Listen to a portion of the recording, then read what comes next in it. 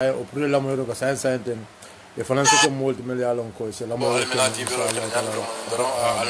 fananse la moyo keno programme ni moment donc comme na fo nyame na headline to wala mu do let us open this space let us open this space programme ni amu wolati badonlu nabi kacha moment wala nyundu ko kul mel yalon ko wolle be kering pour sa wol kacha na jibe nyanda kul kala nyamen o nyanda ka kul la nyamen bi kacha nyi abetala kala fulul be la bi na be kacha lo la men kam folo wala nyundu ko na real update kabin UDP la national campaign and organizing committee a delegation of form kataka banko yai some of the progress men soto je anun kole nyabo nyamen belle fla follow na mol inform wala follow because it's very important na party militant lu priya long exactly na ground work be nyadi because nyaji be mo jama ba melalon ko be diaspora they are really investing be la na flow dunkan patioto pour ka je ko banko abe tembo mento pour ay boje so ra ko mata bakele the reality on the ground pour sa fo mole pour ya understand mine be caring on the ground gambian ko be parere nyaadi le pour ka je ko banko ni ay fali so wala yati nan ko na bi kata ni abe kumala bakele fenjama bale be mbulu nyanda kam memfo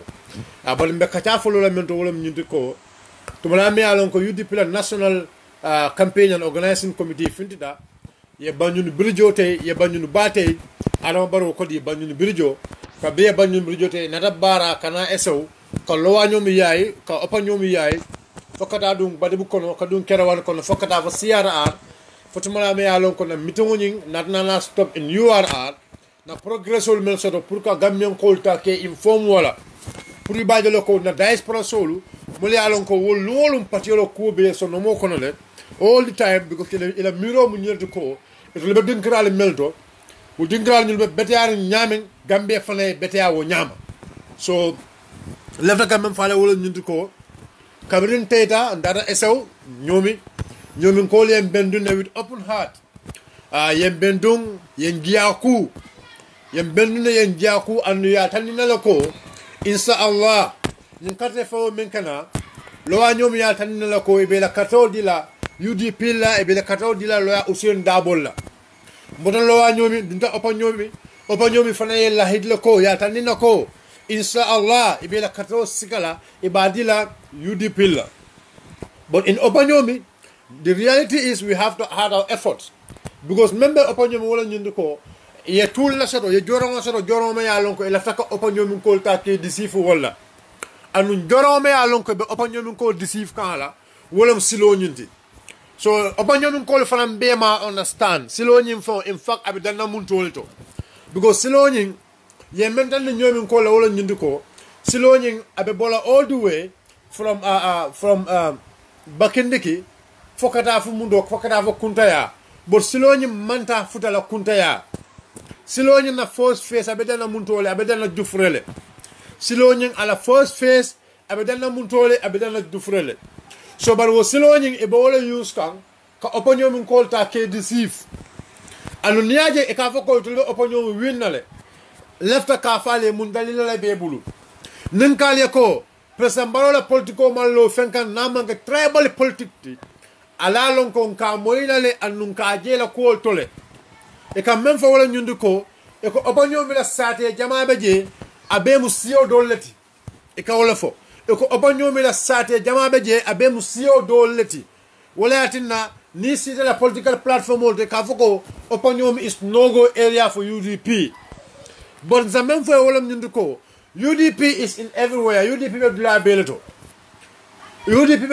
because ka même fois wala ñundu ko ha obanyomi sate talul nim fenne be je but ni ajibe wo sate talul nim fenne be obanyomi sate tanin sabadron wala mu dula me ya lon ko UDP be wolleto anu nyaje ka foye ko wo sade tandin sabo me lon ko UDP be dula leto e ka fo mina kama tribalism e ka fo si fatam fansole kama ni aye ko kuma sifa alfo so bar même problème wala ñundu ko alhamdulillahi rabbil alamin alhamdulillahi rabbil alamin alhamdulillahi rabbil alamin ni ajibe idol ka kuma wol melfo e ka sifa dan fanso menta e kala ilafta ka dundi man nin kol nin sidol tema onon to UDP nin siyo dol tema wo siyo liye banne ke la o sifa dan fanso ñun ta ka fa sa because ni ajan kanyum faaliye to lembi tungul ka dulal mal yalon ko wol mu sidol leti because ni ajan menyum foka e kanyina foko UDP mu man ninga patioleti e ka wala fo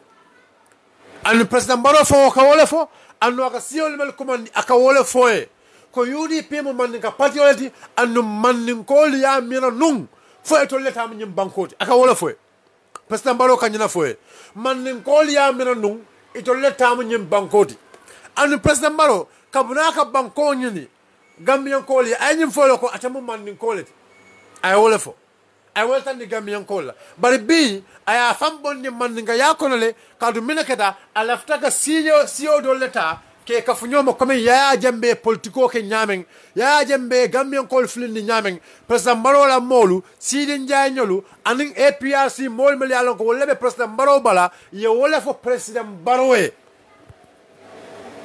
mol mel yalon ko be president maro bala kayelo ko ni lafta ka UDP winjang ila faka carte fa o winja be men kala wala nyundi ko ibe siyo do leta ye kafu nyoma ni nyin siyo do leta ye kafu nyoma ye fo ye sur nyoba fo be manta e kay ko wolle mu siyo di mel yalon ko ibe wini la no election la nyim banko kam e kay ko kadu mannin ko lu buka kambeng ha e kay ko mannin ko lu buka kambeng ida malta kafula no nyoma bari salon ko ila jamaa bita UDP le bari be dol sotle la mol kono le sebe mel sotle la mol kono ni o kafu nyin si doluma iba jelo ko ibe carte o wi nano jande kadu ya jambe yake wala nyama bo say mbali alila mo what is the progress minam progress the tribal politic president barona la mol be menake kan minan the progress minat nan ko sioliye nya kasi la si fatam fansola wallahi ikata surwa sateto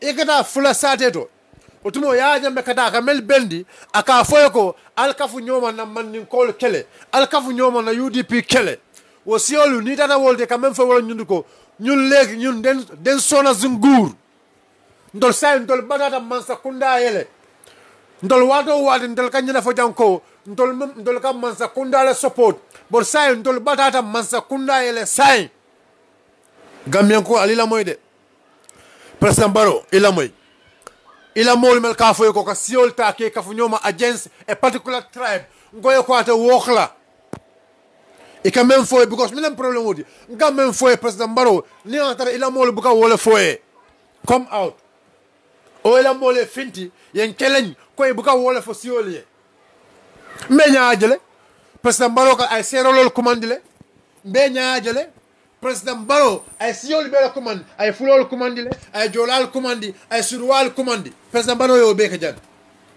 ay balantol fon commande in the office of the president ay yo be ka jan but for president baro man nin kol commandi la bang muntu mala ali am ko president baro man nin kol la commandi ay di man nga community la commandi muntu mala ali yo moy so president baro ko kumo men be fo mo li abe jumal la abe man nin kol la ako man nin kol ye famuta jumal la because kanyina fa kay go man nin kol buka kambeng man nin kol buka tara ku kilinto e kay go man nin kol pour que fara asone atale ye nyina fa e kay man nin kol pour ye fara asone atale e kay bari membe je wala nyundu ko nyin siyo dolu ni fota de koyo ko ala ka fu man sakunda membe nyina kalaliye wala ka sonne but what is the progress now say ni la siyo le fana ya ka même fa wala nyundu ko ndol barada man sakunda le ñun den sona singur because ñun fi nguur daf fi dee ñëw diñu digal e ka ñina foye nguur daf fi dee ñëw diñu digal duñu def dara ñun suñ voté yëpp suñ carte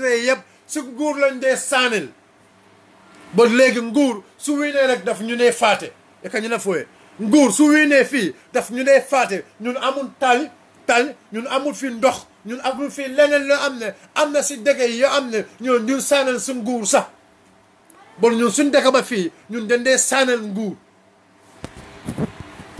e ka ñina faye waaw e ka ñina faye ka faye la ko anyway tata je say ka wala foye itata sade o say ngo mon mi yalo ikana fulol ta man sabulu ikata ka foko ibe siol tala ibe sade rewol tala kenene wo sade rewol fana yejele say wallahi ikata sate oto ikafo ñun xolal ñun den sona sin good my brothers. This is the reality. This is the reality. Ibita sata olto ba folo ko xolal ñun legi den sona sin good. Mine atinna ko fo.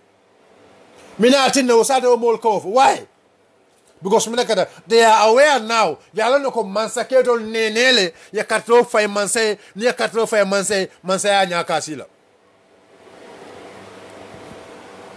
Nene robanda sayende momo ya meno itebe politiko kala ka wondi mol nene that is not going to work in this country. It's not going to work. Saying because minakata surwa dewulu fulo dewulu mele alonko ibe wo satel to wol fanan karantele and they are ready pour que la molta ke bondi. So mol mele alon ikata kodo muta mansabulu ikata ka wol nene ke nene la carte ola nen carte fa okada e buka kuke. This is the reality. So niya ni satel to kanyina fe mol halal ñun den sona sin good. Because ñun fii nguur daf fi dee ñëw duñu digal duñu def dara and that's the fact nkata saate o dolto even network o Sénégal network la ka tara je Sénégal network la ka tara o saate o to Sénégal network o some of the villages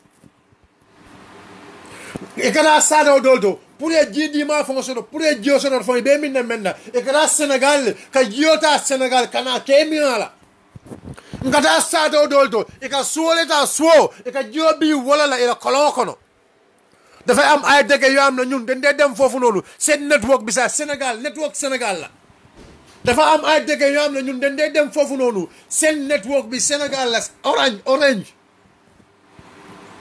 sen ndox bo am na ndox bi sa ndox bo am na den ko de naan ndox bi sa Sénégal len ko de jëlé Sénégal lool am na fi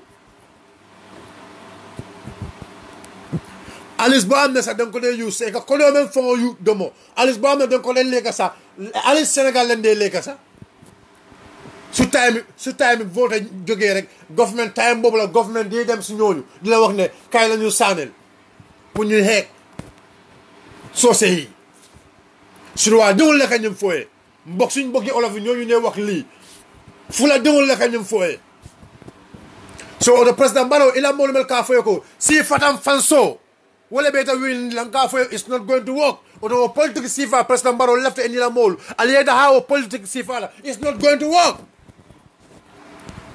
wo politics sifa to work la in this country Gambian call mu bakil fakil ñun ñoo boka ndey ak papa ñun dañ boka ndey ak papa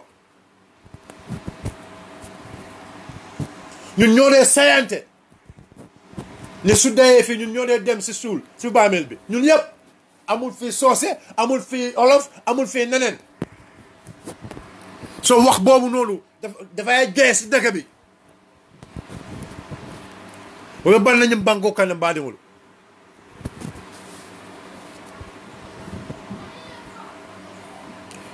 wo si fanan fansi politiko be ban nañu banko kan mbaadiwul so president Barrow ila mo mel ka foye ko si fatam fanso wala be wili no nyum banko kanja it's not going to work because ndol nim fulol be mu baadi wolati fulol nim man ko mu baadi wolti surwal nim fulol mu baadi wolti jolal nim fulol mu baadi wolti saraklol nim man ko mu baadi wolti siol be mu baadi wolti jang o si kilewul wala ka futu ñoo nyum banko kanja so ila politics sifa nyo ata wokala it will not going to work mel ka foy ko politics sifa nyo wala be ganyandila nda ko ko politics sifa nyo ata wokala my brother Mr. President ata wokala but even ita fon executive formal fon ida malbe nyola because mleketa in your executive Demba Sabali me alongo abele executive kono. Demba Sabali is number one tribalist. Demba Sabali. e ka fa doctor ala nyilen ka ala doctor nyin aya soto mun tole Demba Sabali me alongo abe NPP ka fa Dr. Sabali ndeta fa doctor because mina kata among doctor degree soto e ka me doctor among doctor degree soto I have evidence now left and now bang anywhere else I can challenge him ko among Dr. Soto you don't have your doctor degree Dr. Sabali e ka me ko Dr. Sabali Demba Sabali ngo among doctor degree soto anu nala frontena ben anywhere else we can debate ko Dr. Sabali imam Dr. degree soto you are a fake doctor Dr. Sabali ntiyaf and if you want to prove me Dr. Sabali if you want to prove me let no any TV station or any radio station or I can prove that ko Dr. Sabali imam Dr. degree soto and you are a big tribalist and we ilo si fadam fansoni wala yatina NPP bebe taylale ilo si fadam fansoni mbadu nal haklo ba kanum there was a program na menga yankali ko next month ngale ko NPP be tayla NPP the senior executive member sol fongul jebe tayla fam mo faale jam ba sa alwe mi la je kam badi ngam yankol alwe mi la je kam ngale ko ni ataran tol mina Facebook la ka fania faale ngale ko let us not come det na Facebook ni atara fania da mal ntamanta na la Facebook ban na faale janganu na la hakilo ba kan ko ngale ko next month NPP be problem bala soto lan fanta mo faale andu ngam faale August o mu domon dumulti in the month of September NPP is going to be finished because we know that Demba Sabali of all is a tribalist. And Demba Sabali me along kon kala kumo for Demba Sabali alila moy na de Demba Sabali of all right now and mo jama balle be fitno le NPP kono nun taymo si dambe odol bondila le nun taymo si dambe la conversational bondila le aliya kalam to ko Demba Sabali amanna ka president baro makoy but Demba Sabali na la ka president baro tinya because Demba Sabali is one of the key members me along ko aka president baro push in the tribal politics Demba Sabali atele moti me yalongo abe mol kono abe mo folol kono melka president Barrow push in the tribal politics because Demba Sabali is a tribalist so we are in the NPP ila campagne abe telal yes because remember je wala ñundu ko Demba Sabali ñolo jututa man nin ko le mel bawo mel be la executive kono Demba Sabali man nin ko lu buña mel be la executive kono Demba Sabali ka president Barrow le ko ñu man nin ko mel ya lonko be la executive kono they will never support your agenda e kana agenda ka kolo mu tebulu but they are not for you and they will not bring their people to come and vote for you Demba Sabali yes anu Demba Sabali aya fa moyele akaya ko manta fiya fo nga fa president wala all the time ñu man ni ngol mal yalon ko be executive kono na kata ne bondi wala no Demba Sabali aka meeting o doke ani mo dol kam meeting oke e ka secret meeting oke ida malu e ka man nga executive ta e ka wol neglect Demba Sabali if it is not true fintina ya fonje e ka si dol ta ida mal ka si ka meeting o soto me yalon is about the party is about NPP Demba Sabali but aka menka wala ñundu ko aka siyo dol ta mel yalon ko be NPP le executive kono and nigga secret middle soro they even have a secret WhatsApp group me yalon ko man nigga dewul mel yalon ko be NPP le executive kono e bu kala fu woli yolong kadi ko president Barrow e lako ñi man ni ngol mel yalon ko be le executive kono e kay lako they are ila nganyo mantere e kay lako ila nganyo mantere Demba Sabali la ñum fo Dr. Sabali ndile yafo and if you want to challenge me ngoy ko Dr. Sabali let's meet in any radio station or mbela evidence or landila e ka même be fo man ka dewlu ma mel yalon ko e be NPP kono Dr. Sabali ndile yafo ngale ko politiko wato man si because ndol bal normal ko ñino al lafta ka banko tinya Demba Sabali mbe kelo ke kan ibele hypocrite yala ibele nafiki yala ye fanke ko ite lafta Gambia la wayata reta mon la Gambia la but ite you were on the tribal fight you were on the tribal movement wala ya tinna for you even join GDC but email college ila kola fela findita so you were a wolf in sheep cloth in GDC wala GDC call me bunya GDC call me warama GDC call me ka fenti because you were a wolf in sheep cloth in GDC Ilakafo GDC is not about the love of the country, but Ilakafo GDC is about tribalism. It's about creating hatred in that party. Well, the GDC goal will never respect you because you are a tribalist. Galogo NPP, well, NPP is on fire. My party NPP is on fire. We have a lot of evidence. I am telling you. I will not be involved in any Kamola videos here, privacy here. We are not going to share anything about Momola privacy in the I will not be part of it. Kamola privacy, I will not be part of it. I will never be part of that. But anything about politics, I am ready. Day and night. Day and night. Anything about politics, I am ready. I will challenge anything about politics.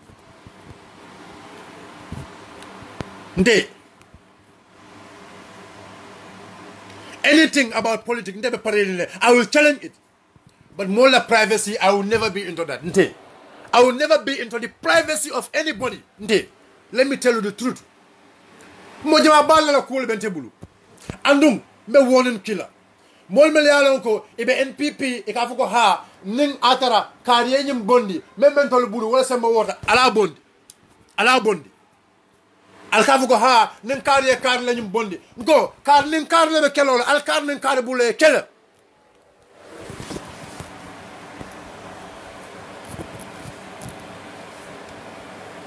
al kar ning kar bulu kele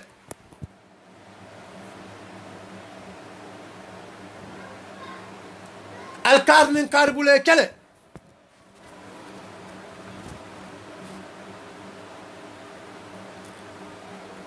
Alkarnin karbule kele.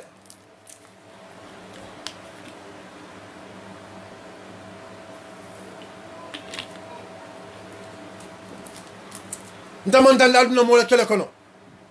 Melni membe kelo la de no sit. Ngale go mo lebe kelo la mo kun kilo lebe kelo la. This is not about UDP versus NPP. No. It's not about UDP versus NPP. It's NPP versus NPP. And no, more time we coming ha UDP and NPP. You know, NPP called them Malebe Nyola. Executive members called them Malebe Nyola. Look, personally, I have many audios. I have many text messages. More I can call, I can say, I can phone you left a video that against somebody. Pour à la palazzo. NPP call, executive member solo. Because on the amutay lonko à la palazzo di. Aman left à la palazzo di. Al diamoke. In fact, moli audio le kinyan na fond. Ye video le kinyan ko pour la finti. Na modo ta na agents me alonko. Abe NPP le executive lo kono. Because o menekata e ko mu civil servant toilet. E ko mu civil servant toilet. NPP and it's a key executive senior executive member. Ali amel kelo member caring UDP ni NPP lam. Kelo member caring amanga UDP ni NPP. It's NPP versus NPP. Because mnekada teriabe caring wato menna ye nyola kullo soto. Kelo member caring.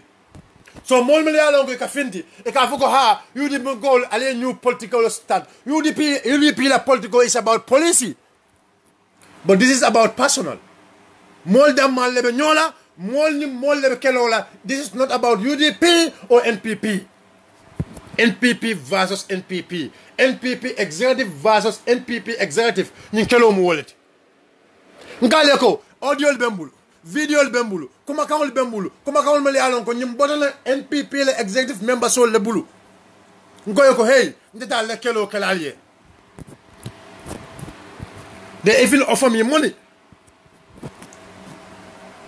Na kari keleng ali a confusing fa ala palaso di dorong ni pala na la palaso di dorong menyen dile lan ko yoko do ting ame tool fale man tama la jorangol so nin kale ko NPP be telale ali am is not going to work. NPP be telale ndele ya fale bugo parti oning aman lo fen kama fa fania lo da wala kam aman lo fen kama fo jamfa lo da wala kam NPP be telale ndele afale and I have my proofs ko NPP be telale ndala brothers sol melan ko be NPP be bontla njele. My brothers, my friends, melbe NPP. If a ball NPP, they will come back to their party. Because the party is being hijacked by the tribalists. Party onion, tribalists all lela, party onion ta ya hijack. And no tribalists all new, be exposed one by one. Those tribalists. Aliamenu si fanam fanso alibola kelejang. Alienda mal kelendi. Alienda mal fitnandi. The divide and rule politics in this country. Atakela. And I warn my brothers. Nana brothers on ne won go. Al kanal dadun ni karla kelo kono. Na falyele. Al kana song moye use. Puri dadun ni karla kelo kono. Dimba le bebulu, family le bebulu, molle be koma. Anu niye dalu ne karla kelo kono imam mira mulmina wole folema nde wolof anu this is the advice me alon gonka wole dina bro sola come back to your party before it's going to be late. Yes, come back to your party before it's going to be late.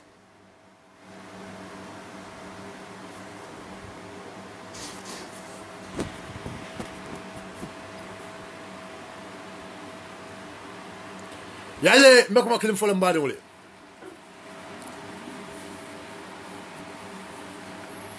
mol mel yalon ko yalon nal hakilo ba ko alaj Ousainou Numukunda Dabo nko momo Ousainou Numukunda Dabo nen ya nen kulubal ya kan ya nen siloka aman fen go ba Ousainou buka mo nen ba Ousainou buka mo nen ba Ousainou buka mo barandi e ka si platform de ka Ousainou Dabo nen nko yo ko ibajele nyaalale mol mel ka si platform de ka Ousainou Dabo nen e ka ba Ousainou nen nko you will see it andum wala keda mol mel ka ba Ousainou nen aman fenkela ba Ousainou buke nen abuka mo ki pour ye nen e ka si platform de e ka alay Ousainou nen ya mera num o be watla wala nko kelo membe kering kelo nyin damma kelo lemu idam male be nyola ali bula idam may kele ala dabundi kelo to kelo me yalon ko wole be kering ala dabundi kelo to kelo me yalon ko wole be kering ndika wole advice o di ndede mantanda kala kelo to nyaade mba folo to wala nyundi ko demba sabal len siaka kal demba sabal le audio le be mbulu demba sabali audio me yalon ko abe diamu kam moye ayo mira menti o man kewoti demba sabali of all abe diamu kam mole ayo mari mira menti o mari man kewoti o mari nyi narna audio nyi kinye akonye sanyu audio nyi ta ya release ngay no man ta release la because ndela audio pour ka release ay wato le soto nde pour ka audio release ay wato le soto because nde I investigate nga kisiksi role ko follow jani nga audio release go ne audio release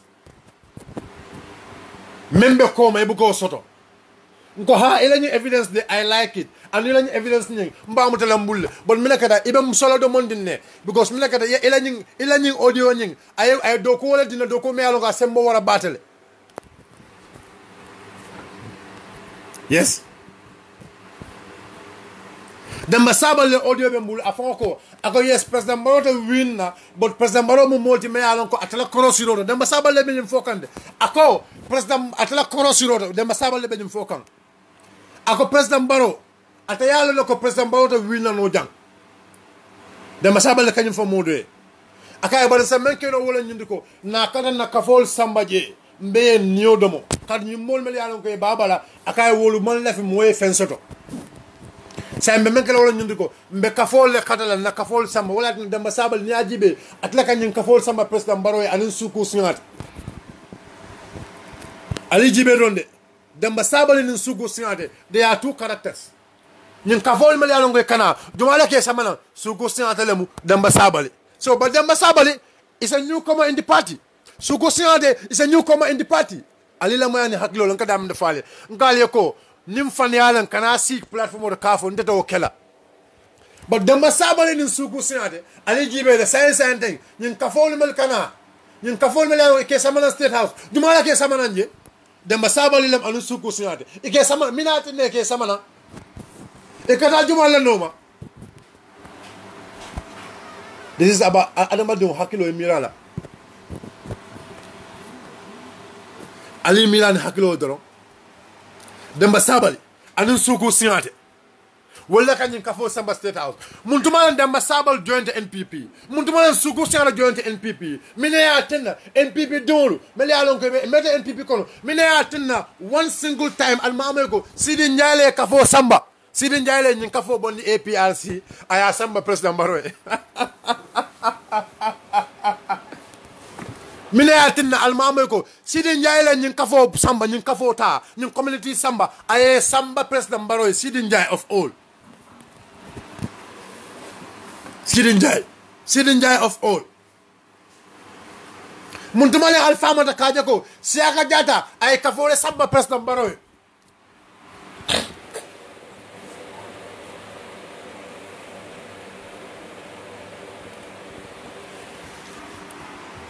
Muntumale aliambe siaka jata ay kafore samba president Barrow.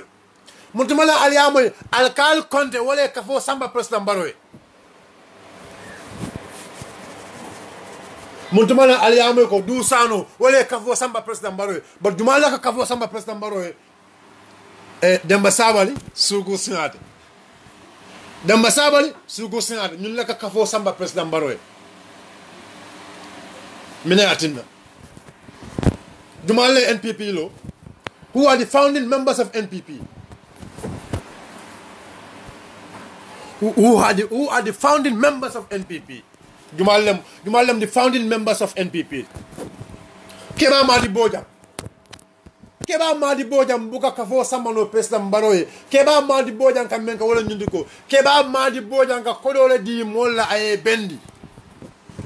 Ali amo ko cross carpet. Ko mo jelle cross carpet ha kabona UDP ani APRC.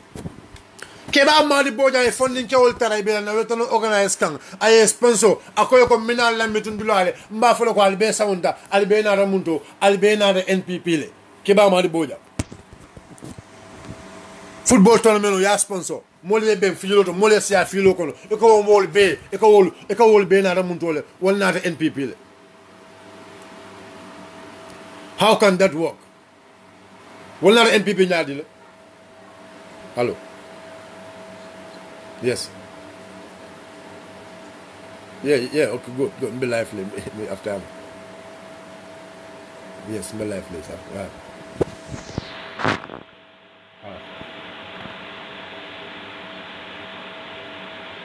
Okay, no problem.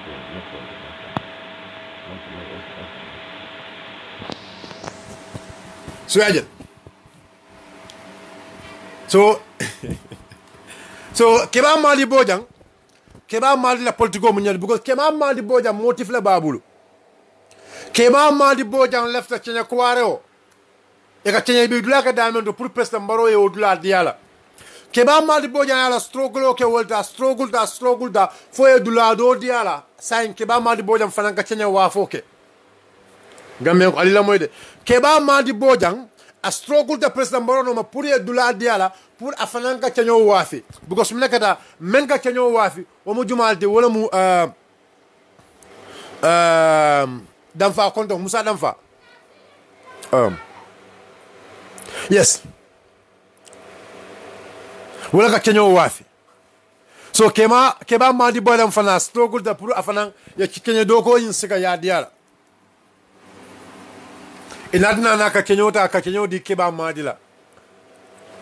Kabe Kenya di Keba Madi la. Keba Madi but dulamen diala dulanin science almost je finistale. So Keba Madi right now abe struggle kan le kotenke. Jani ba folo ko kate fo be sila pour dulado fanan diala kotenke. But wo dulado ni ta dialo Keba Madi la funding antara ay do ko ke president Barrow ya ko Keba Madi do ko kele. San Keba Madi kam ne ko wala nyundi ko aka do man no men so dala ko waro do san aka wo ko do la kafu nyoma na ya kafu nyoma ay funding kewul bendi na ye bendi football ko wolem bang ala ko Keba Madi ko ay political event to ya organisation san combo ko san only political event ala fa ya organize political damma amanke football tournament amanke fendi ala fo keba mari political event organize bon combo south kono aya jibe fo molo be bennaji ala fo political event organize bon keba mari but because mlekala keba mari is using funding kawlu because aka kodo le dila kodo anu funding kawlu bele alon ko e ma beta or even that football tournament kono well some of them yenda commandile I spoke with them e ko no e ko fontol nyala mata pour to le 4 NPP e ba yes Lamin Damfa la ka chanya wafoke thank you very much commander Lamin Damfa la ka chanya wafoke so keba mali left pour afanangal chanya wafoke I struggle utumo le ako Jingom Foundation kabra Jingom Foundation on lo say natana aka musol sponsor region wise President Barona na mlega sa yakato ke say the geology contact inatana ka Kenya wafi dula do fanandi keba madila but say keba madi ka Kenya wafo mega sante o dula anyum fanamina bankanne so keba madi be struggle kan kotan kile pour dula do diala jannim mansa kunda be falina but keba madi knows very well ko President Baro cannot win combo south it's not possible I alone very well ko President Baro cannot win combo south keba madi alone Keba Madi, look, I know Keba Madi. Na Keba Madi lonne.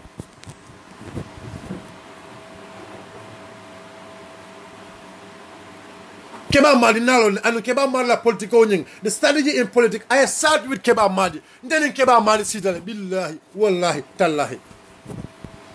Then in Keba Madi sitale, discussed about politics. The level of Keba Madi in politics, Keba Madi cannot convince anybody to come to NPP. The only qualification Keba Madi and mentioned in political and Yundiko, Mekodo used to the program more convinced for them to come and join NPP. Keba Madi have no knowledge about politics. Nimme Keba Madi long. Nkame for them, they will about yes, nkame for Tonyalem. Keba Madi la political manta fena namango kodo. The guy is having little money. Because look at Keba Madi ka Kenya wa foleke. Aka Kenya wafo la ka nin Kenya wafo so aka koni no men sodo aka mbama anyol disivo kodo lela but Keba Madi man support sodo at all in Combo South nimme man Keba Madi lo ngam fo Keba Madi ntana sitale billahi wala na sitale we discuss about politics among political no and at a political no because Keba Madi is a businessman. Keba Madi mu businessman ite businessman o nyun tala businessman o ite o tala e ka samba e ka dinde politiko kono business Keba Madi mu moti me alongo president Baro manyana Keba Madi bulela politiko kono anyanda Keba Madi bulela e kala party sponsor ronde only a sponsor but melekata a businessman niaje a political party ibe businessman o tala e ba dinde politiko kono o do politiko bante bulle businessman o mome alongo is business minded e kam menke wala nyundiko e kam menke somebody who is business minded. It can make a whole new it can marry a business solar. If I empower do my business solar. But if you got businessman also, I don't need a political corner. Keba is not a politician. Keba become more convinced not to come into politics. When the person Maronina de Cafe go Combo South is for you. For a because they are lobbying something. They friendly lobby Kaibulu. Because Keba is a businessman. Keba is lobbying something from you. It's lobbying something from your government like I lobby Kenyamin from the beginning. This is the fact. Mr. President, go. Sidi Njai, afaya ko aita nyanija. Aita chairman. Sidi Njai. Aita chairman ay mul saman. Go. Chairman be mu UDP let. Chairman. Nyanija. Man mako wax. Man ma wax ne. Chairman waa chairman yëpp UDP la waa chairman dañ bëgg Ousainou Darboe waa chairman Ousainou Darboe seen nit la maa ko wax chairman yëpp UDP la maa ko wax chairman yëpp dëkk Sidi Ndiaye yëpp UDP la maa ko wax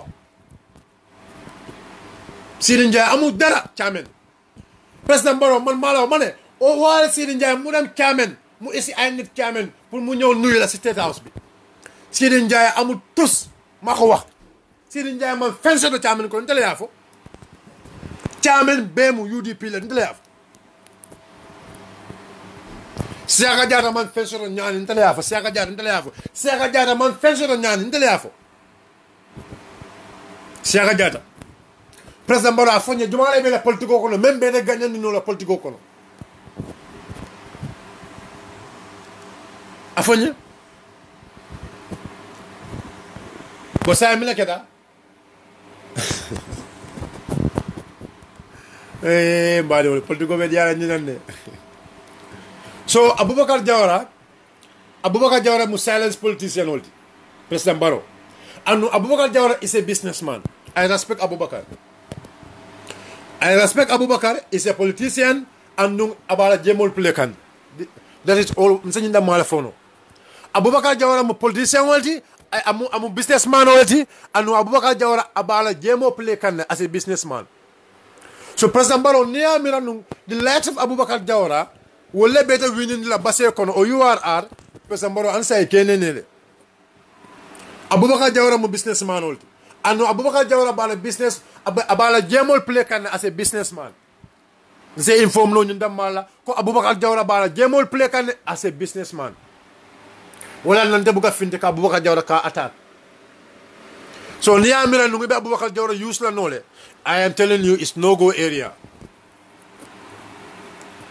Haji nyolu mambala wala haji tungara nyolu saibo tungara nyolu I mean mambala wala you can use those people because wolu any wala jemo nyo nyame it's all use nole. But no, I am telling you ko there are specific people melialonko there are special people melialonko it will use la no at all. You cannot involve them into politics. They will never stand in the platform pour que la agenda ta ka face andle ofo. It will a platform or que la agenda face anywhere else. Political reality ndeka wala fali. Nin carte fa wakata jam bibi lala. I am telling you even Salum me alongo Salum. In Salum me alongo President Barrow be digrin jela is going to lose it. President Barrow ita nyane ja win na ita Salum win na the two Salum you will never win it. Because mina kada ndo la politicien me alongo wala be Salum ndogorba mo molti me alongo Salum ko ya la file den il aftala le Salum wa Salum den buga ndogorba Kiaman bu fi nek Kiaman UDP ku bala gaay den ko soppa nit la bo amne wa Salum den ko buga nit la bo amne wa ñaan den ko buga nit la bo amne wa ñaan ñaa den ko buga Kiaman UDP ku bala dafa liggéey lo motax gaay buga ko suma olof bi setut nak ba lumay wax ne fi dama ko xam I know what I'm saying. The people of Salum, Nyanija, the two Salums, President Barrow, you are going to win it. President Barrow, you are not going to win it. Wa Salum, you sona. I am telling you, Salum call the Kanyafo. You sona. I have an audio from Salum, Salum, the youth, Salum youth soul women fokam. The youths of Salum.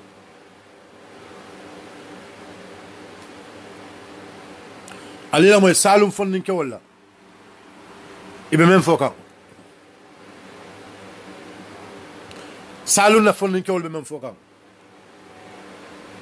so President Barrow ni kane ka fo ko Salum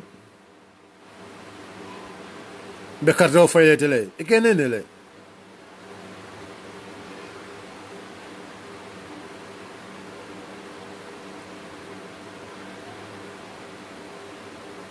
Mr. President.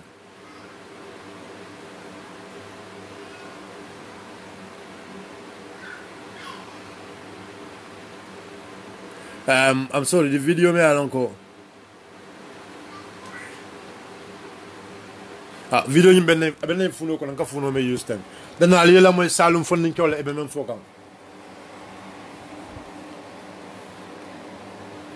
Be funo me use kan video ñu bawol to. Dan left al yela moy Salum fondin kewol le ka même fo ale ela moy ñaan ja fondin kewol le ka même fo ñun ñaata at e ka ñina foyo ko ntolu meta ntolu kam man sakunda le fasa wate o wate bol say ntolu fanan say mbe kafula molu male pour ka man sakunda falling because e ka ñina foyo ko niaje ntolu kam man sakunda fata for the past 100 years for the past 50 years ntolu kam man sakunda le fasa bol say ntolu fanan say mbe kafula molu male pour ka falling droke e be ka wala foy ndol fana be kafula molu mala pour ka falindiro ke ka wala foye sanye jelu ndol ka mansala support but mansabuga fenken tolye. Government is not doing anything for us. How many years we are supporting the government? When it's time for voting, we vote for the government. When it's time for parliamentary, we vote for the government. But government is not doing anything for us. Even the network we are using, we use Senegalese network. Even the water we are drinking, we drink from Senegal. Even the money we are using, we use Senegalese money. Even fertilizer we are having for our farm, we buy fertilizer from Senegal.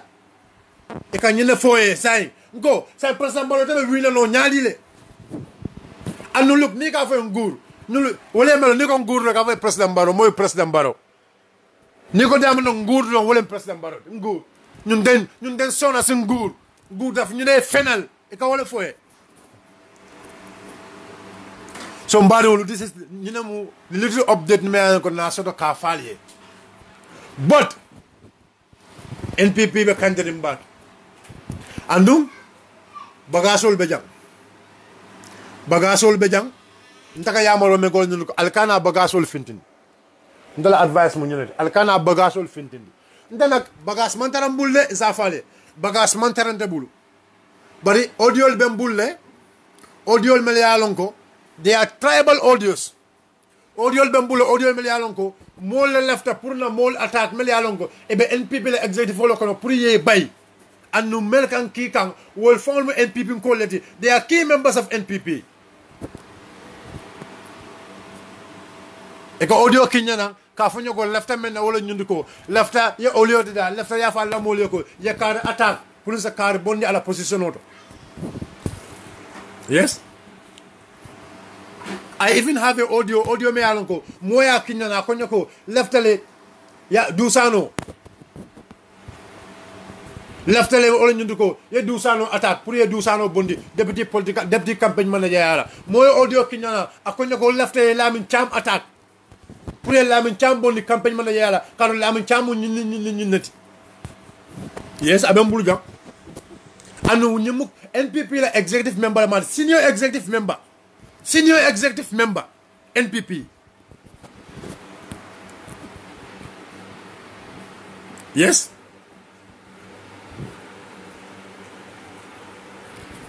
senior executive member in a political council from the Amalibe la political council and is a senior executive member. Ngaya go ndamanta o kela because mina kera ngaya go NPP jumale alo Lamin Cham ñolle NPP lo Dusano ñolle NPP lo so they deserve pour les places sur NPP akonya ha ba yalon place be bulu masakunda kuma jama place be bulu masakunda kono le ha e manya naka NPP place ota so laftala le toto wulindi la koto ngaya go non ndamanta o kela alfon la plateforme fo plateforme montarable ala ka la plateforme auto ali challenge ala plateforme auto akonya ha ni no ko dro abe jawya nanda matema jawya wo mbokki lolu wole le ñoo video wala ka ñoo la video ta ñoo bulu wole le ñoo record e ka ti mole wala kale ko kelo membe kede NPP it's not NPP versus UDP but NPP versus NPP and I have evidence anu ni atare malanda let them challenge me Demba Sabalin challenge Sidin Jain challenge I am telling you left Allen challenge Sidin Jain challenge me Sidin Jain if you want to challenge me Sidin Jain Demba Sabal challenge me ndale yafo Allen challenge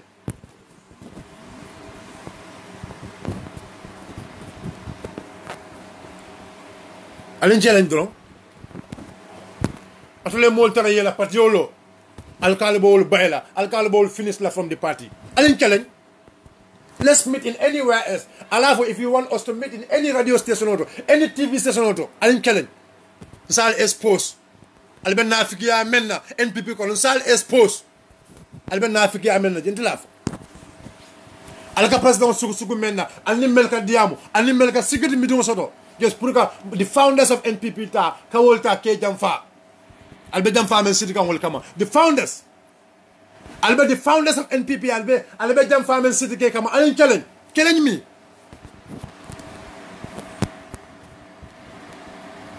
mi NPP be tele ndele yafo NPP be telele anu be tele tenya sara ndele yafo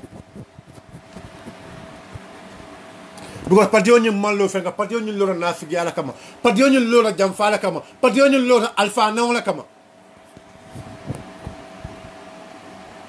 My advice to the entire members of UDP, ndela advice alil kana ndroke alal la mol commandi alal mol meliano ko NPP ali commandi in the right time ala fo come back to their party. This is my advice. Al kana neng ni ndroke al kana neng. This is my advice. Ni al neng al kana neng ndela advice mo wolti but alte noma ala fo ko ye murna back because ni murna in the right time mol ke welcome le ram sabali jibe mo jelle ram sabal welcome come. So do it in the right time. Now understand that many of the Yaya Kompinolu, many along the provinces, ram sabal na many of them are ready to join. Yaya Kompin jama bala be many along ila listo be mbulu they want to come and join UDP. But they are waiting for the time. Yes. So on taka même fala don alkane neng alkane attack na advice mu unity na left the operation on mbakang the biggest operation me alon ko mbaka na ko na succeed on the operation alkane neng alkane kajafi but ali kumandi alkane neng alkane kajafi ali kumandi. My advice mu unity, this is my advice. Mo jama be NPP e be ready and they are 100% ready pour ka bo NPP kana UDP but be selari minana for UDP ngol be welcome la bank because mo jama be NPP e be la tan nyina ko NPP cannot make it. Mo jama be NPP I know them e be la tan nyina ko NPP cannot make it. Many of them I know them but même la selon de welen nyndiko funding atare nata UDP ngol be welcome la bank.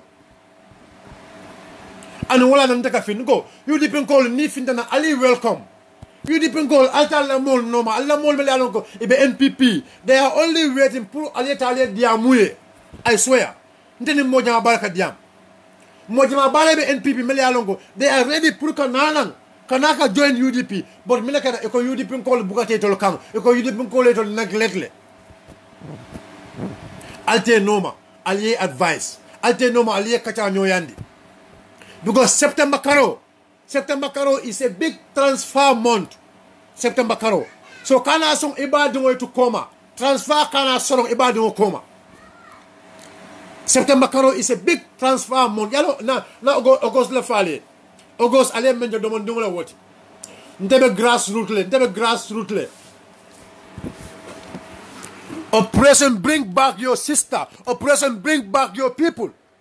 I am telling you, not only your sisters, even your brothers, your dads, your uncle, operation bring back them. Ali Samanang. Come and follow now. More everybody is coming. It's a Malkasi meeting killing. And science. If they have a meeting, I am telling you, Sankal, more than a meeting of science and a meeting with Mayalongo is ready to join UDP. Go after them. Alte Noma.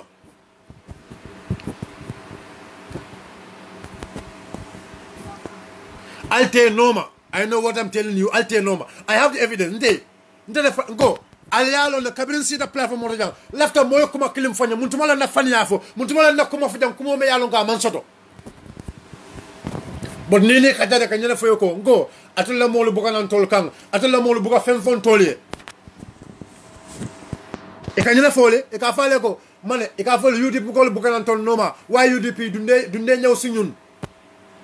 Alte Noma dem len si gaay ngeen wax len dinañ ñew because yep xam na ne président Barrow du mëna win election bi so yep dañ bëgg boka pour ñu jël sun dëkkawa sun loxo président Barrow.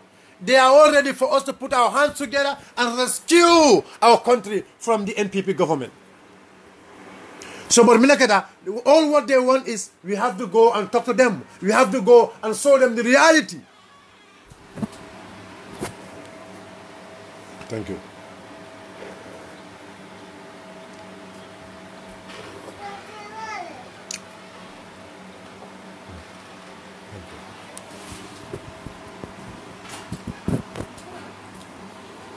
Two 288-5588. 288-5588. That's my number. 288-5588. So come photo mbadi will probably understand that. Ala fonya President Barrow be banko winna no jam muntole. Ala fonya. Because President Barrow North Bank, the entire North Bank, President Barrow be lose la belal. The only place in North Bank in real politics nka wala fale. The only place in North Bank diamond yalongo nsafo no ko nim President Barrow nsanyo jijano jela. Wala mu njen anu njen fanan likely UDP is going to take njen sanjal because minagata ye mine ken njen sanjal mine ndiko wonandiro men kada nun wonandiro jawo men kada ye wonandiro jawo leta ya spread into the all of community in njen sanjal nandiro nyi me yalon ko wala kada last time wonandiro nyi ye wala ki njen sanjal so njen sanjal lam gladi damante yalon ko nsafo ko ni sanyo sabano je domonding because minaketa yenendiroñi menkije wonendiroñi saying I am calling on the executive members of North Bank region altaje aliata ni ko nendiroñi is a maid NPP maid nendirolemu amanka UDP nendiriti. That is my advice. Ndaka nyele famole alte noma CRR not no clear CRR not kai no clear chow CRR not, I am telling you, come on Nyanija, Fokanaki, Same, Abem UDP let. Come on Nyanija, Fokanaki Same, Abem UDP let. But yet still, Lieutenant Nawolo Nyunduko, Allah make sure you go for them.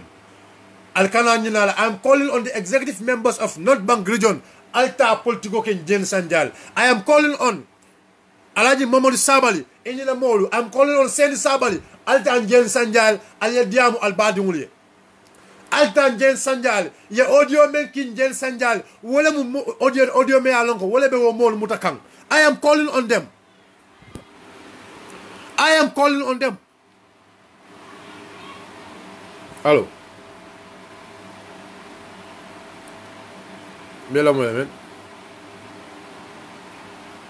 Yembe live le.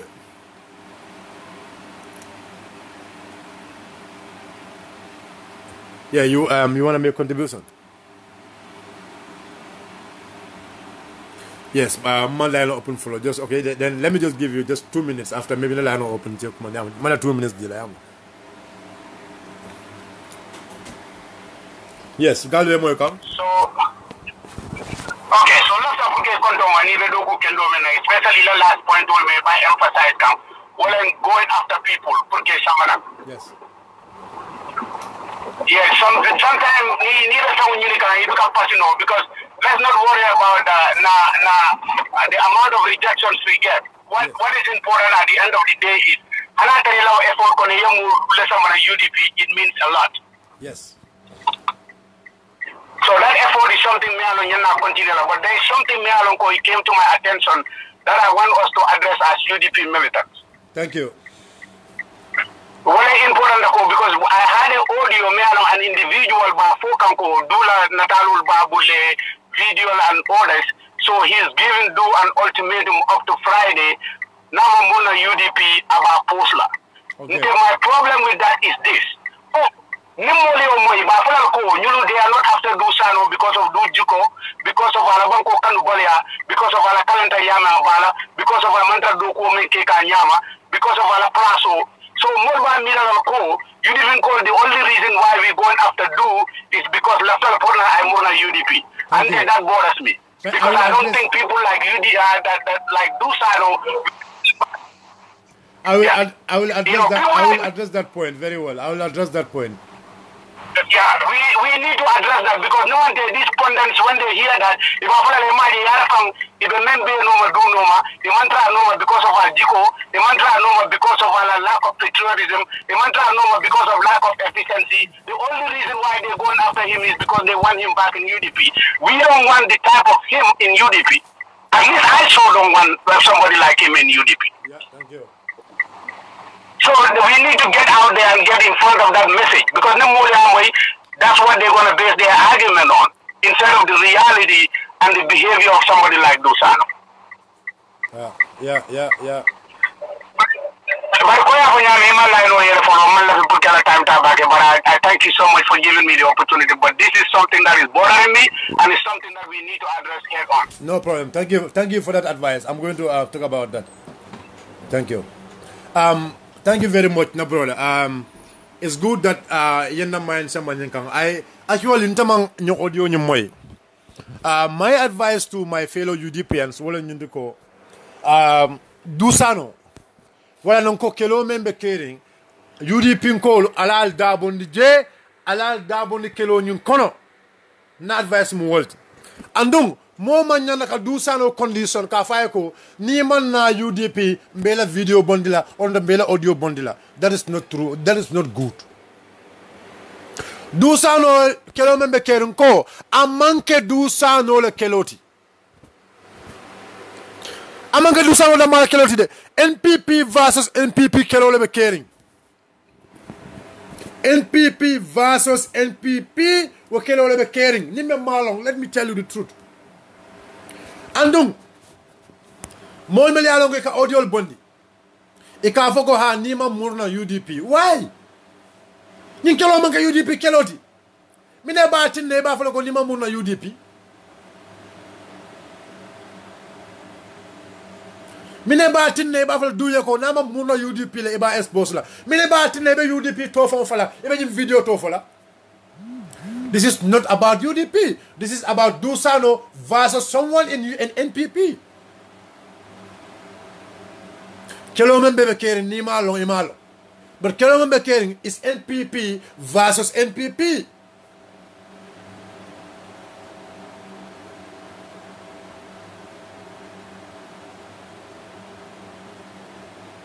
So mon mele alon ko audio deda ka fo Dusano ko ni man na UDP mbe expose la fentable ndele afo. They have nothing. Fentable kono.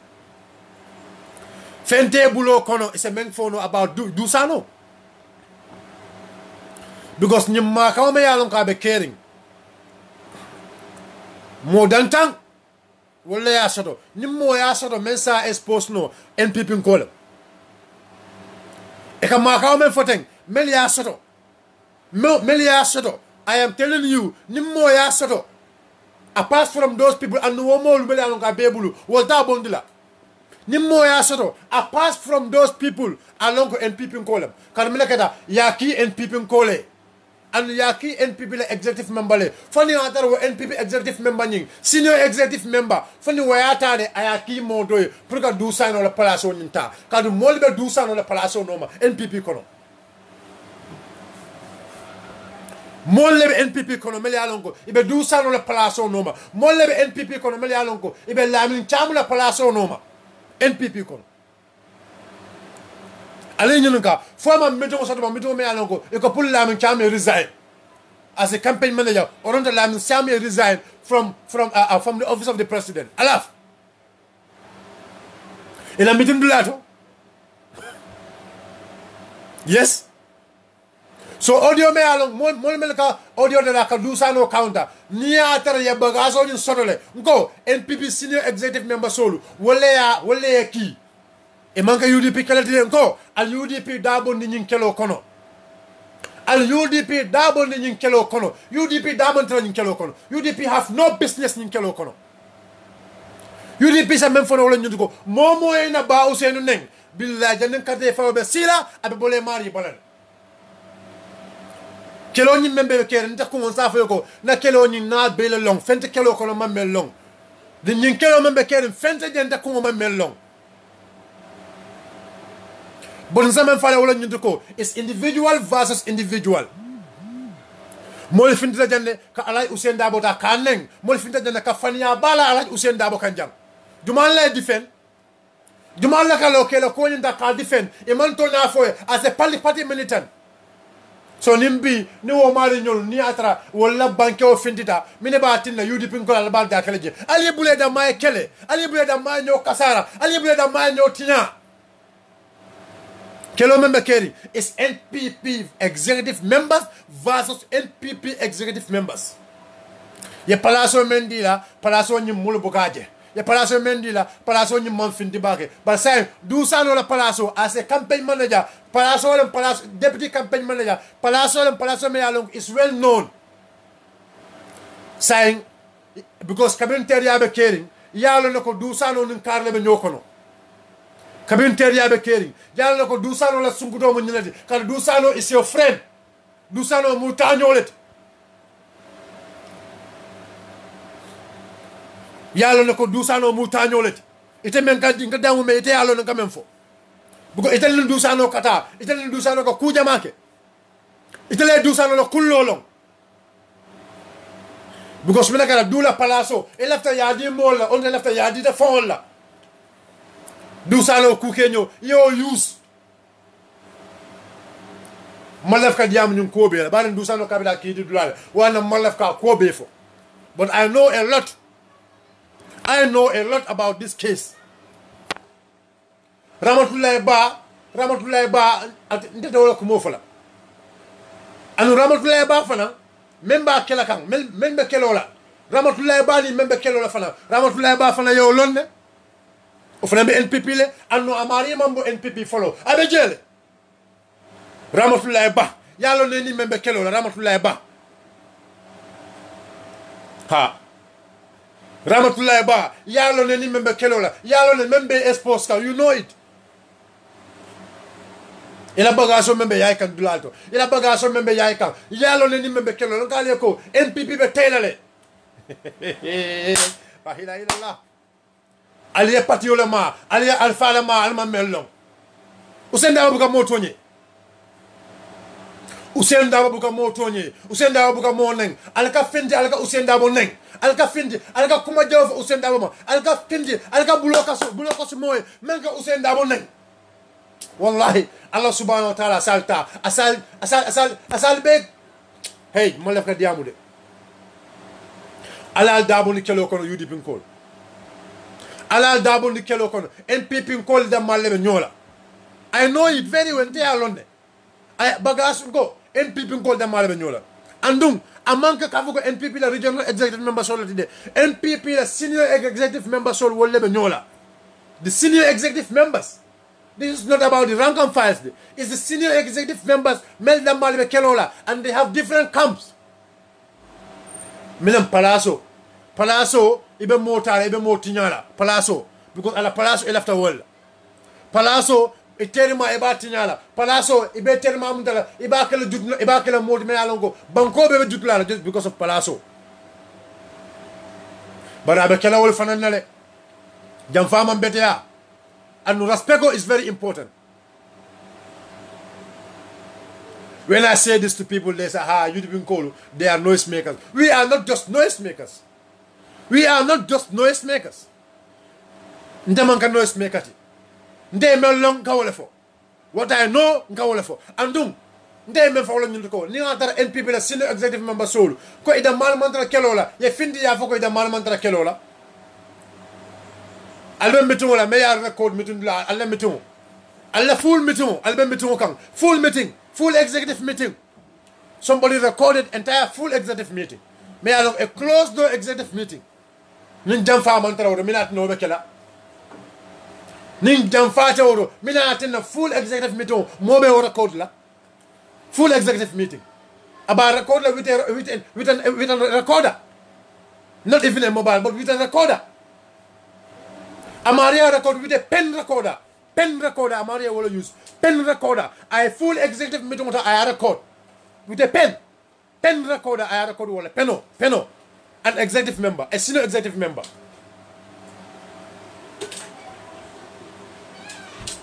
Senior executive member. NPP executive meeting I bear record audio. I bear record with a pen. With a pen. Peno, I will use.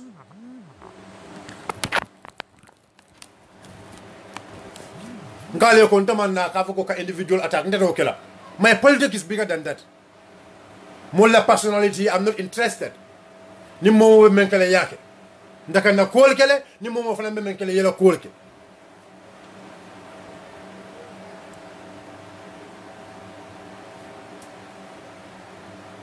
But ndela politiko, I am ready. Nde me parele. I give no time ndela fonko. Nata wole tanko from the month of June. Fokada for November ndela do ko moment wala politiko. Nde I have no time. Ngale kabirin safago kabirin voters card man si sensitization number training number sensitization number voter monitoring number campaign number I am going I'm always leading. I am always leading. I have no time. My mission is kajago UDP government lebe shot la jang 2021. That's my mission. And unatara mantara ka success seto menda hala by now. If I am not having success, menda hala by now. 1 minute. Nim mantra ka success soto. Memena me mission mentor. Nim mantra ka success soto de menda hala. Yes, menda hala. E almadi uniba kukilo kekang. For how many months? Almost 3 months now. Kukilo mbakang. Man progress je. Anu malon ko man la ko be winnale. Danu sante menda hala. But if you see, I stop everything, then I go better stop. My concentration is politics. And my mission is ka adama barola masakunda bang. Gaman foyele. Yalong, from 2017, I am into politics. From 2017, constant political mbolaka. But saying gaman foyele, I stop all my activities. Nga ko membek, I stop everything. My mission is now adama barola masakunda mba finish la nyameng. Wala muna mission odi. And I am getting successful.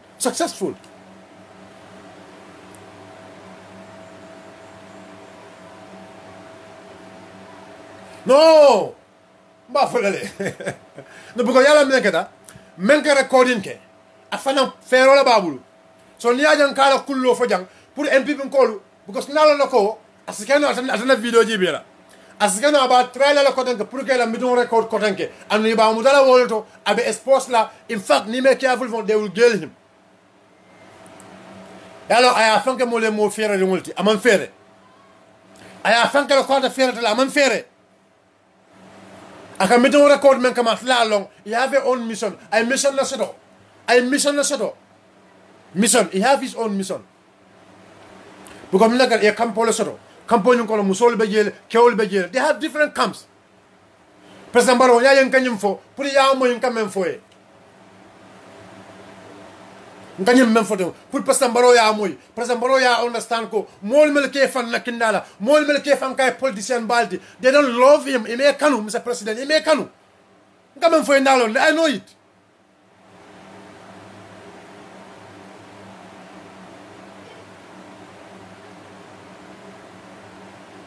I know it very well. Amang ka chahan na fo I know it. Anun de kam fo la ñu ko na len challenge nalbe ben anywhere else na len challenge ko aldam malam mantra kelola aldam malam mantra ka ñoo expose aldam malam this is not yalo modulo wurla pa modu bojang tenenten no this is not about pa modu bojang this is about NPP la executive members solo the senior executive members well non ko let us open the space and tell truth to each other because akata nyame bankole be marali bulu. So lema finti na kumofo na bankola kullo fo be finti le bo lan kene mala wala tan nda fintan diamuta. This is not about Pamodu Bojang. Pamodu Bojang is a Pamodu Bojang investigative journalist. Pamodu Bojang kala investigation ke ala kolke. So na taral do ali Pamodu ya abon nyokono. Because Pamodu we da sotle Pamodu ya la media sotle nimmo we Pamodu attack Pamodu ya lonne abe jabi la nyami. Pamodu Bojang bagaso memba bulu. Pamodu Bojang bagaso memba bulu. Na ya bulo manta fiya fon one day NPP betela. One single day. Because kamila ke e ka ki mole e ka fo ko ki Pamodu. E ka ki mole e to fan dikita men e la boy boyo e ka fo ko aki Pamodu.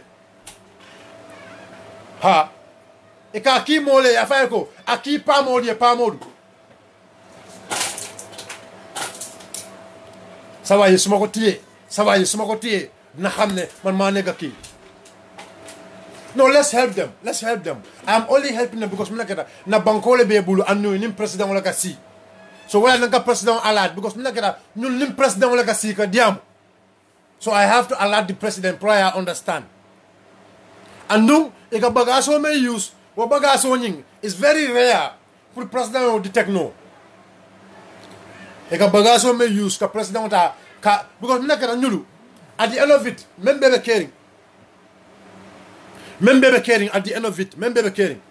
Et bien président font record là, et bien film la dunia kono. Président font et bon record là, the way they are going, et bien président font record là. And a very secret conversation et bon record là, et bien expose là. Because I know this person, now na mo sifalem, I know it. So UDP call, ala dabo ni kelo kono. UDP call, ala dabo ni kelo kono. UDP call, alkana ni kelo ta alka associate with UDP. Ali ni kelo bula NPP call damal bulu. Ali ni kelo bula NPP call damal bulu ida may nyo kelendi. Ida may nyo tumi, ida may kuwe be nyoka. NPP te wato la sita. September is a big transfer month. Ala la mol kumandi. And I am calling on the entire executive members of UDP. Momo ya lon ko UDP executive memberti. Ise hakiltu. Momo ya lon ko UDP executive member soldi. Ise hakiltu. The intelligence team of UDP told we are working very hard. Executive member sol me la lon ko UDP alal hakilotu. Ala long an juma lebe diamola. Ala long an juma lebe kuol kela. This is a serious warning from the intelligence. UDP executive member solo. Alal hakiltu an juma lebe kachala. Alal hakiltu an juma lebe kusiara. The senior executive members of UDP. Because I know the next target is a mentor. Ila kafo be nyameng, ila ftaka UDP kafo ke wala nyama. I spoke to someone. Akonya go afomano ko alla carfon en carfon be 10. Ngai go no, that's not true. Akonya carfon la afoni. Akonya ni la fefon car la diamo ni ma audio kile nan. Ngai no, I'm not interested. Ngai go no, I'm not interested. But I afonya nyame ngo asike no car la afo. But wana kari ise hakilotu. Moitul. Be careful. This is my advice to the entire executive members of UDP. Regional executive members, regional executive members, constituency executive members, national executive member, central committee member, Albey Al-Hakilotu. Be careful. From my intelligence sources, be careful. Be careful. Because the way NPP la camp Benjamin, the same way they want the camp of UDP to be like that. So what they will do, they will try to mix you. About mix lale.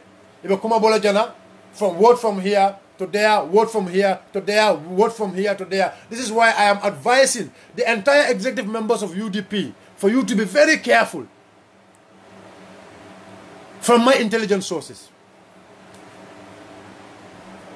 Be careful.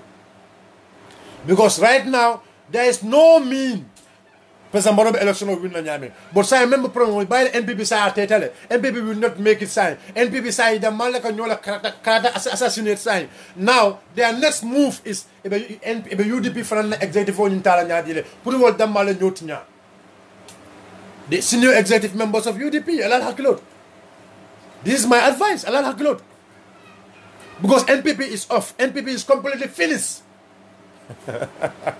Yes. It's finished. NPP is finished.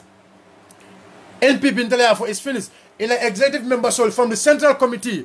Il a senior political council. Molbe Boleje Eminana UDP in Taliafali. Next month, September.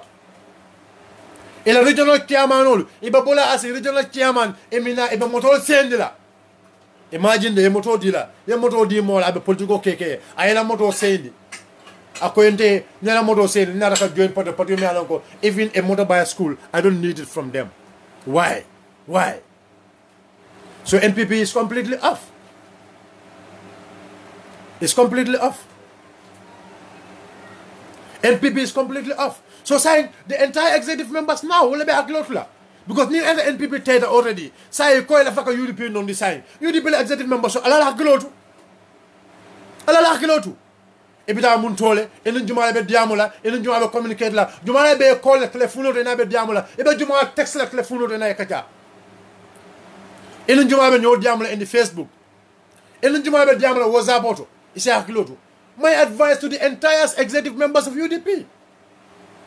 Because NPP the Kelo Kumasta Mundul from their if it's from their regional executives, a Senator Santo, atata la political council, about the political council, atata Mundo signed the senior executive members. Alaji Bede. So Keloning Cretin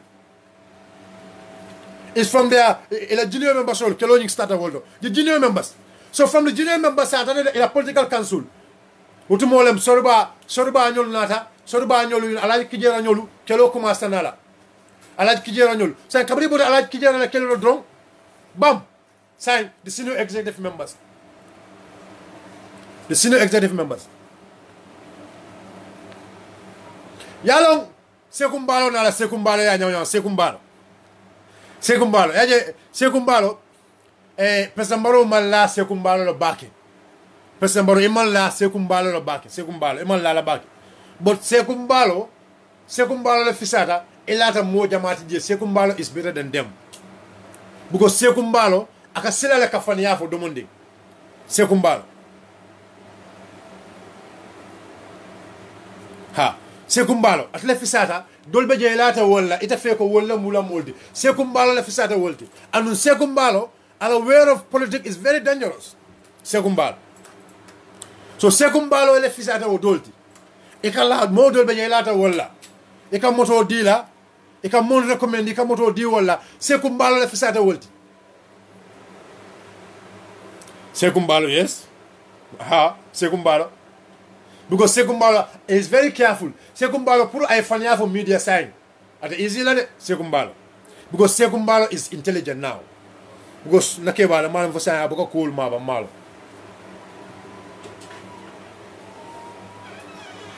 Ha, Sekumbalo. So Sekumbalo president Balo ejutula Sekumbalo lale. But Sekumbalo wala fisata jama be ejikita mella. Sekumbalo le fisata. Sekumbalo. And the political is very dangerous. But Sekumbalo le fisata jamaat. Because nakada my understanding from that source there, the masabalo nyolu will left like a Sekumbalo dibeng. The masabalo nyolu. Ejutula Sekumbalo lale. Eka Sekumbalo undermine sidin nyolu. Eka Sekumbalo undermine, but Sekumbalo is better than them.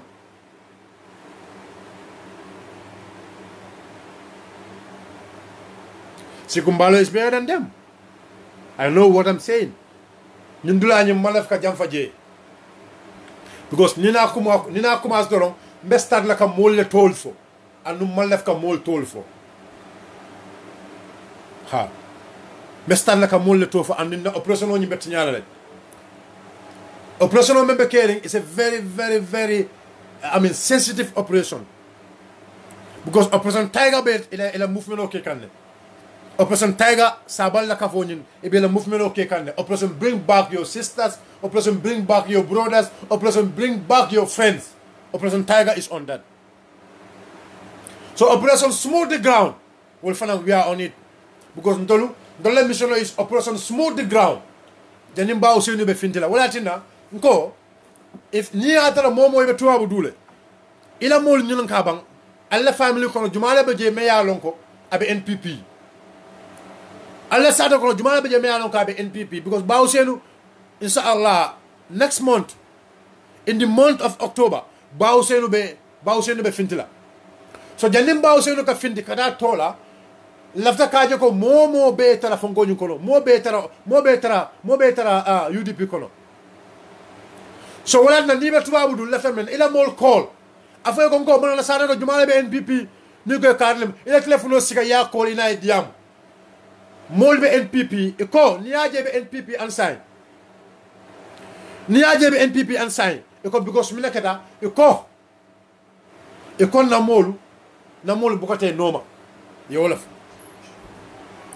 molu ebe NPP ko na mol letol ikno namol buka fem foy wala tinebe NPP but they are 100% soko NPP te election o win na no anun tol we still need vote ndo left carte wala so President Barrow amina kan kata tola nationwide tour so ni ajibe President Barrow itinerary nyimbala because President Barrow ya lone ko situation be nyame on the ground so wala tina ala itinerary nyimbala if you look at the itinerary ya itinerary ya da nyaadi le mbade wulu you will understand go President Barrow cannot make it alila moy President Barrow la September tour ala itinerary nyimbe nyaadi le ala September tour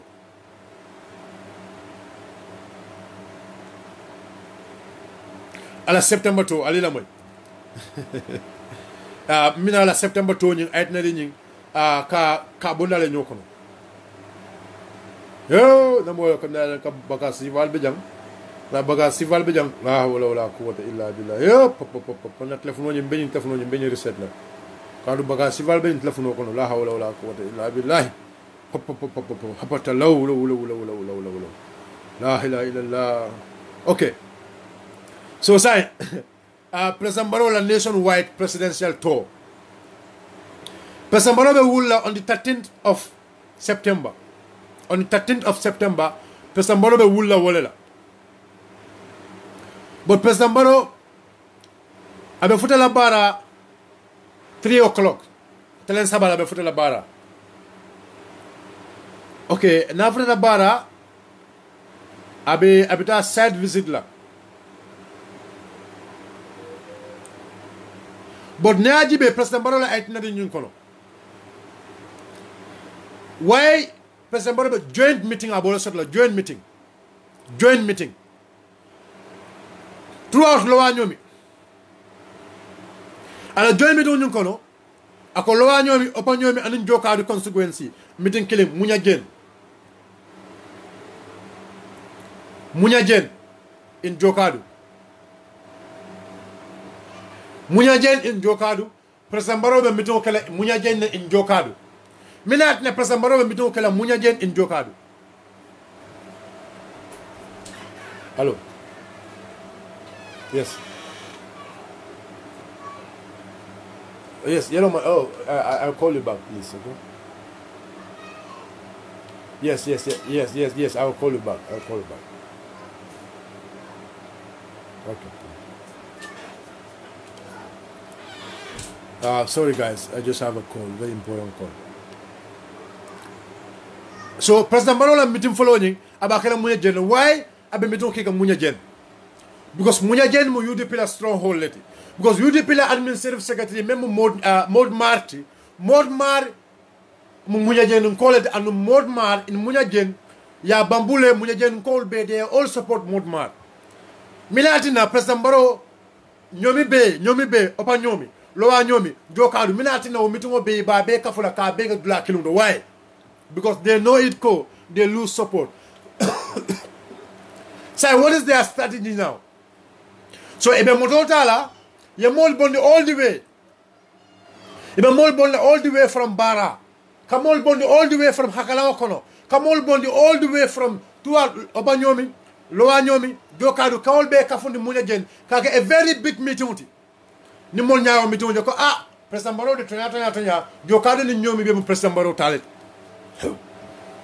the reality of the meeting like ndolga kra surut menke ita sonna ko okay but melekada il aftaka kafole bendi in jokadu anu lafa kafo ben na muntole the stronghold UDP la stronghold wala munya jenti il lafa kafo bendi woldo kay fako ha NPP e munya jentale NPP jokadu tale ay opinion mi tale ay loanyo mi tale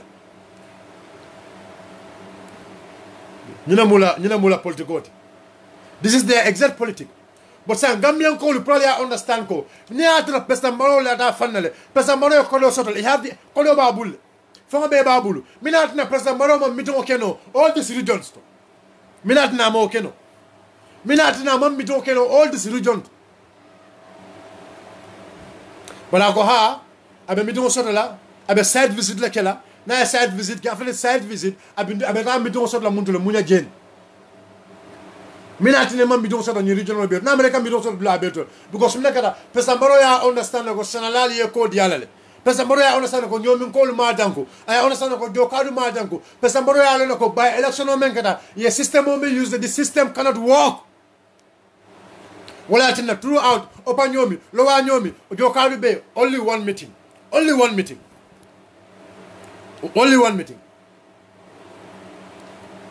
from there president mbaro be la mun to be la badibu kerawan next stop badibu kerawan next stop soro badibu kerawan ko danke abita mi to sotla mun to ko njaba kunda lo wa ñomi so njaba kunda is stronghold UDP la stronghold them but say pour ka mol hakilo falindi pour ka mol hakilo ta ka mol hakilo tonindi ka mol filindi because NPP na fo loko NPP la political ni aka based on aka based on fiction faniya aka based wala so say mina kena say ibe mito so la mundo njaba kunda mina atina lo abadibu ning central badibu ba be ben la mundo njaba kunda say ni mol mel yalon ko enim delegation lo membe bol na jokadu ni ñomi ni whatever ibe woltar ye kafo lo wa ñomi lo abadibu ma from lo abadibu ye be ben central badibu njaba kunda ye mito so njaba kunda ibe mito so la njaba kunda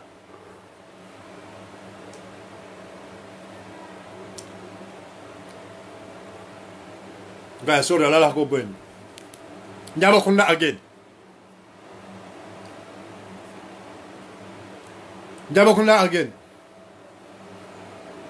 so ebe mito so la njaba kunda so because minaka njaba kunda also is a stronghold UDP so pour ka tan njaba kunda ko loko atol la mantala NPP but NPP is very powerful wala tinda they want to organize a big meeting in njaba kunda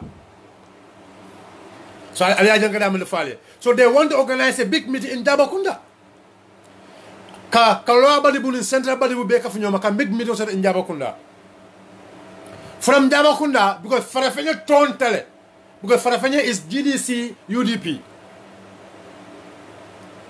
So from Jabakunda, Abita Mido Sala Mundole Farafenye.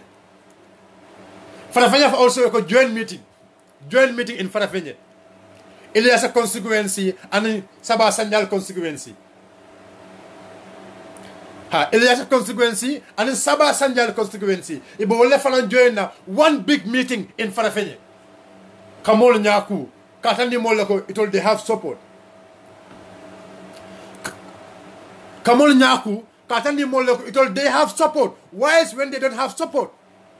So Ebe Mitokela Mundol, Ebe it has a constituency, and in Sabah Sanjal constituency, Ebe will join into one meeting. Katani Molako, yes, President Moro is support suddenly when the president doesn't have support.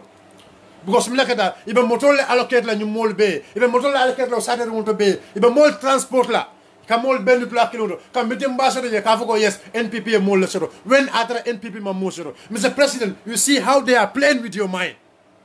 Mr. President, you see the plot you see the fight against you ngo ajela ñu be kelo men keke kama ngo ajela ñu ka fani am meaning just to mislead you. Just to mislead you, Mr. President. From Sabah, from there again. President Barrow is going for side visit. How many times side visit? Sinyajalu, President Barrow be that side visit la. Sinyajalu. Side visit, side visit. So while the president is doing side visit, saying it will be better to organize. Come on, organize. Like a side visit, the president is going on a side visit. So while the president is going on a side visit, it will better la come on organize, come on bendi, come on kafundi, nyokang in Pancham. Come on kafunyoka in Pancham. Ibe mol kafla nyoka in Pancham, sa in Pancham be menekala lowa salu, opa salu, lowa salu, opa salu.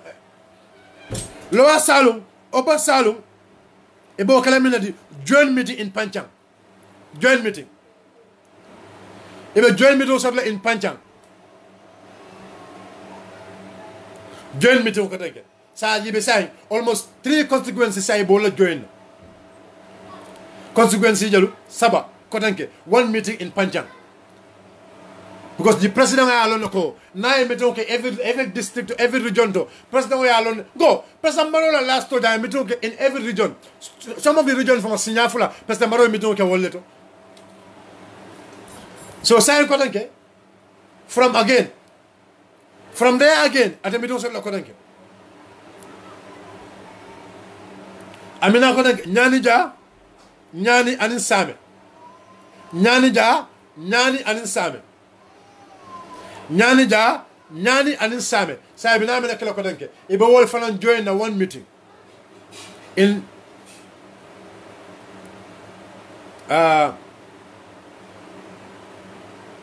nyanjen fo nyanjen e be wol ben la wolto e be bino kala in nyanjen ofana is going to be a joint meeting pour que mol benn doro so say the president ala fonye president I support to mun toldo Mr. President ibe jikini mun tolla e ke jikini mun tolla the president is going to have a night stop in Basse again the president will have a night stop also abe meeting sabla joint meeting Jimara and Fuladu West Fuladu constituency Jimara and Fuladu constituency Fuladu East from there again ate mi don selo ko denke abida mi don selo to manna anin kantora mina altena president Barrow why they are giving you such kind of itinerary ima understand because mina kada they cannot set the ground for you but ntolu UDP only the smooth Allahu Akbar just na smooth na ground level timo ndolla miti wona ma gambe ngol ngal nyakaje na smooth ndolla just ba Ousainou Mantara noma ajam seka Mantara noma wi ndolla jumalam Ibrahima Diba Karava Sonko Alaji S Dabo bon al kajel kam miti mengo sato be ka finti sate moto lulu damma fokabirin tumala men Alaji S Dabo nar la moto woro damma andi ñu motolu mo buka si moto koma mo be ga si moto lo kono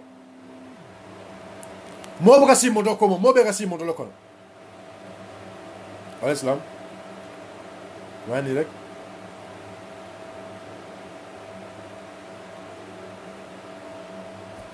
yow la kan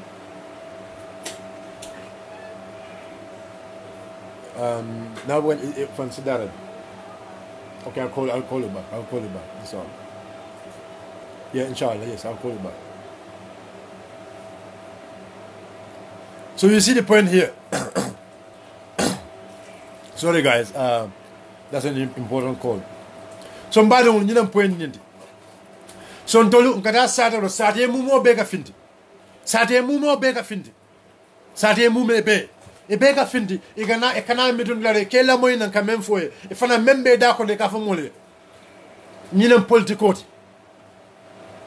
ñinen political ikata molle ya molle mission o long ya molle problem o long ali report to your party leaders anun tol kabrin nata na party leader Alhaji Ousainou Numukunda Dabo naye konton ambassador ay invite konton wala nsida deliver tay na même bega to kono molle même fo na be deliver to the party leader anun the party leader inshallah abe pare kan by the month of October, nim President Barrow Toba ndolong inshallah the party leader be wulila Alhaji Ousainou Numukunda Dabo na mol jebe ko mle ko ha e ko tumo e ka Ousainou Numukunda Dabo say ka ko Abubakar NNO yalong nim mo man karam do ha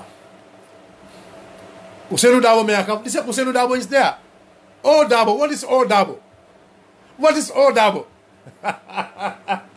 Because minakada NPP aliyebang karawalla. Al left ka palaso mara. This is your problem. The same name I can use about name can use can, but you guys cannot understand it. You cannot understand it. But killing him, if you want to kill him, I like killing. Don't let party leader loyalty.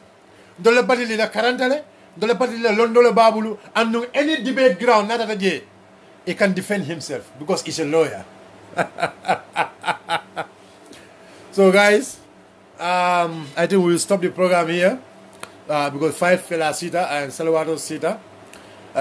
If you want to make call, Momo level commando kela, it's a commando kenol 288-5588. 288-5588. Ila itinerary nyimbe along kam. Left kela itinerary nyimbe ke, but now it's not important. Come ila fero dolong left ka wala expose. Ila fero ibena broda, ibena broda confused kan nyameng, ibena broda ibala cool ke kan nyameng. In fact, NPP, one of the drivers NPP now understand is seriously sick. Priya emotion ka ma ko ita ma ko la alman tankala ning na minjo data yene fam bis nda kunto. This is their all nyina mula problem all the time. But malafi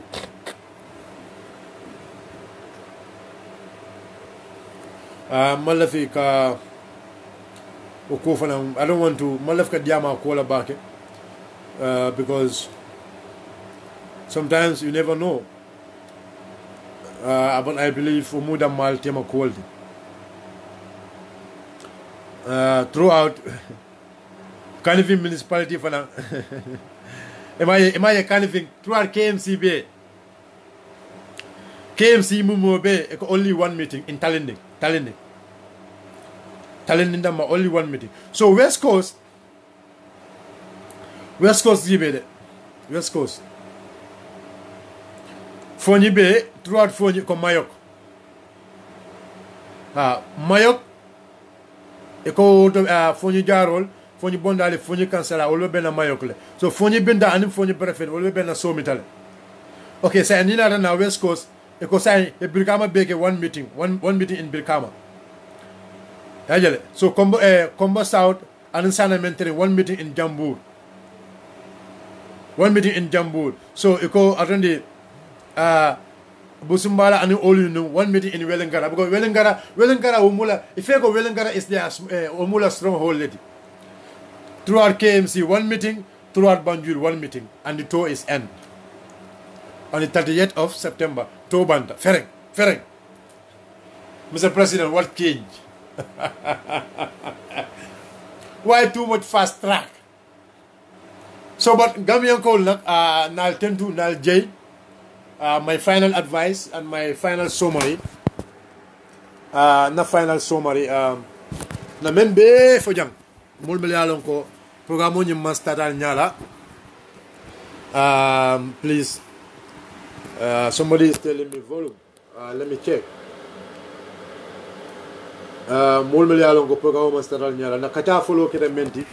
Wolam ñuntu ko c'est katoke inshallah. Politico cinema mbetaro kono kana song moyo ni politico nendiro kono mola audio bembulu me ya lon ko ay nendir jaw bala ke ya nim Fatou Soumaré be nyola ay Fatou Soumaré ya mari nenne amari fanan ay jo Fatou Soumaré to muta ay audio nyin ki Fatou Soumaré la family which is very wrong enim mo se du nyola nyama kana ina mari da mai du nyola kana la family involved nko kana la family involved. This is my advice all the time. Ini mose du nyola ini mose different sort of, but al kana family involved into Allah fight. So you marry anim Fatou Soumaré dunto nyola ay Fatou Soumaré ay nendir jawba ki Fatou Soumaré kabla ki Fatou Soumaré amuto ay ki Fatou Soumaré la family mbal danna aussi fa also stop now understand Fatou Soumaré ate akanendiro ke bake anon I witness ko ala family diamuta e bake le pour ayida hanendiro la ala family diamuta e bake le pour ayida hanendiro la abuka menso de politico kono aka onendiro ka politico kono Fatou Soumaré. So they understand go Fatou Soumaré ala family ba advice kam baba kele pour ay nendiro stop. So anim mol mel be nyola mbal dan ale please nal nabe nyola alla kelo dan al nadam matema al kana ala family involved into the kelonian kono. This is my advice. Anung nal ning individual be nyola please mbaldana alkana son kelo nyin UDP daay dunje alkana political party ol daadu ni kelo kono mbemu gambeno leti mbemu bakilim fakilim leti politiko na sidan c'est politiko ke nim moy fan ya fa politiko kono afindi ya fa ye fan ya fa politiko kono because alafta kila mo le filindi. That is your political right. That is your political right. Nobody is going to stop you. But se nendro bula politiko kono. Nendro is not nendro man better politiko kono. Melka nendro ke mal advice la mbal dan ale alaki ale masaba. Ale nendro stop. Nendro man nafa fenna politiko kono. Far sumare mbari musole mbe dan ale isen nendro stop. Isen nendro stop. Nendro nying amam better politiko kono. And you can nendro mengi is affecting your family. Abela family affected. Abela family affected. Nendro nying a stop because nendro bela family affected. Nendro is not helpful. Nendro mandra ke makoi. Anu mol mele alon ko albe farsuma respond please.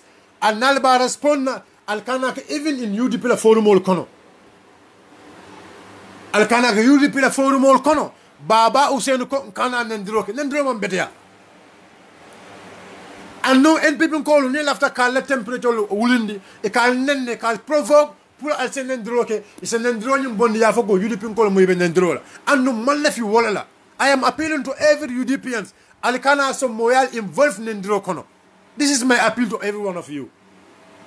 Far sumare mbe advice la as a sister comme mbare musola mudu dro mbare musola mudi ibuka mensura politiko kono ikaw nendro le ka politiko kono far sumare ida haka nendro ke politiko kono ini mol sa nyo sabano politiko kono le ni ya mira moye fani ya politiko kono findi ya fa ko ye men fa fani alam ye na proof solta ye bondi ye tandi bod amanjara alkanyo nan amanjara alka mol alfalta alke banin foru mol kono wala mina murle be la alfal nenna e mina audio nyul tala e be kila ila wululali on de koto ma nyule on de la famille. This is not good. Ndebela advice now far sumara nena kumomo mana kumomo. This is my advice to you. You are my sister. Your brother is part of the people mele alon ko yende encourage to get into politics anum tani mantara political party killing.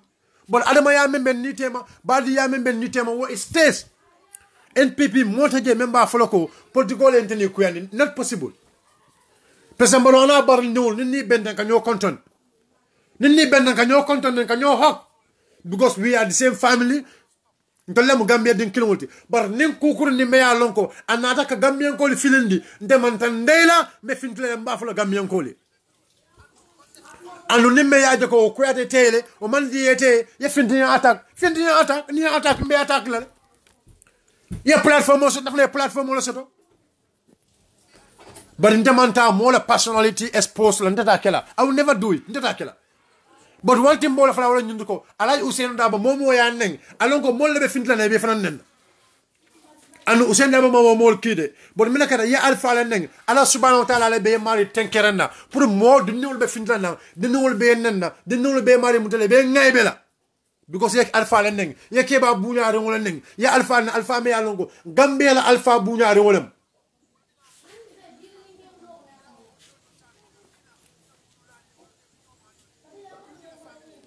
Gambia la alfa buñaare wala.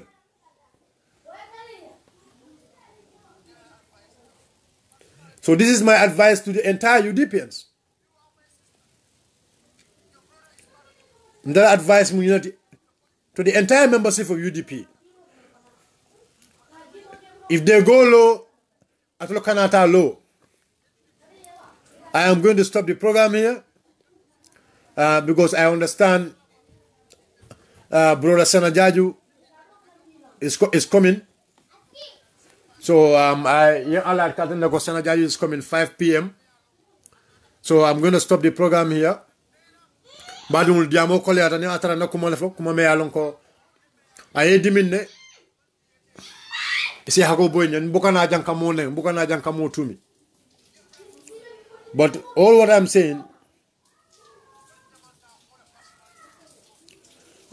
saying here nsen hakil to bake nsen hakil to bake ha nsen hakil to bake kana so moyen sama lo my brother ala baraka bake for your time because amanjara na closing remark from because sana national time was almost 7 minutes no ta sana water so sana jaju se ako boyenye but badolu maybe tomorrow inshallah be benna jang ko tanke be benna jang tomorrow also ala baraka bake thanks for your time